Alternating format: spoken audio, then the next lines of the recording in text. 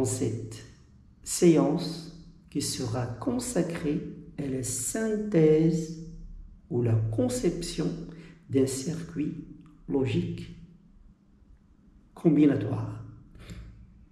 En fait, le cheminement est le suivant. Une fois la table de vérité des circuits est établie, on détermine l'expression logique associée à ce circuit, et cette expression-là va nous permettre de faire un schéma ou un logigramme du circuit correspondant. En fait, un logigramme montre des connexions entre éléments ou briques du circuit, donc c'est principalement des portes logiques, et sans mentionner ni l'alimentation du circuit, ni la terre ou le ground. On verra des exemples. Alors maintenant, pour concevoir un circuit logique combinatoire, il faut primo établir la table de vérité, secondo déterminer la fonction booléenne ou l'expression logique correspondante à ce circuit, et tertio, c'est le logigramme, c'est-à-dire l'assemblage de symboles élémentaires, donc des portes dans un schéma de câblage dans lequel on aurait oublié les masses, donc la terre et l'alimentation des circuits. Alors voilà un exemple concret et simple de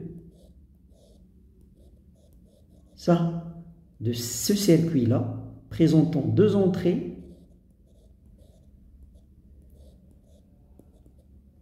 et une sortie F avec les valeurs comme suit. Alors ici, on a 10 min-termes qui sont ce premier-là et ce second-là. Donc on a écrit l'écriture compacte, c'est ça. Et ça, c'est l'expression booléenne du circuit. Je peux écrire la fonction autrement, en se basant sur ces max termes. Donc, on va écrire, en fait, c'est x plus y qui multiplie par x bar plus y bar, c'est-à-dire un produit de somme.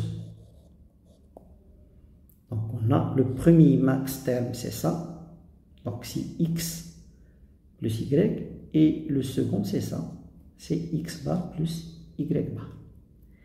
Donc une fois on a établi cette expression logique, on peut facilement faire le schéma du logigramme.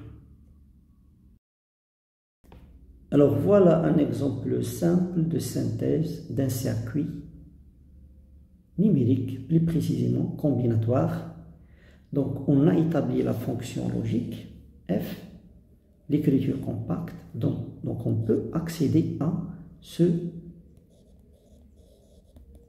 logigramme avec des opérateurs simples qui sont des opérateurs et les opérateurs ou et les opérateurs d'inversion.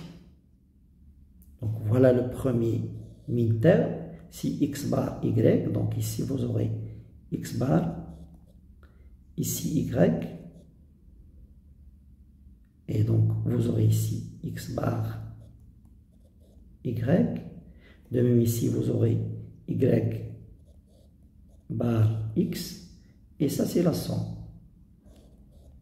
Vous obtenez la fonction f. Ici, on a utilisé ce qu'on appelle des portes génériques.